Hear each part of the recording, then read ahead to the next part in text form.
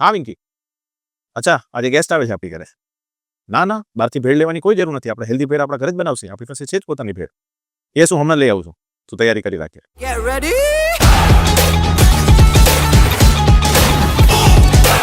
First આપણે બનાવશી જુવાર ભેળ.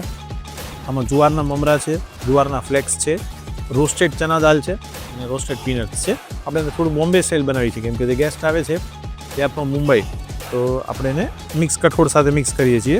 એમાં આપણે ચીકપીસ છે, ચના છે, વટાણા છે. હવે આપણે થોડીક રોસ્ટેડ સેવ નાખશી ગાર્નિશિંગ માટે, એટલે આપણને બી ભેળ થઈ જાય કમ્પ્લીટ. હવે આપણે નાખશી આપણું ભેળની બધી ingredients. This is tomato, this is potato, onion. જો તમે ઓનિયન ના ખાતા હોય તો ઓનિયન ના ઇન્ક્લુડ કરતા, બાકી બધી આઇટમ્સ જેન છે. This is the queen.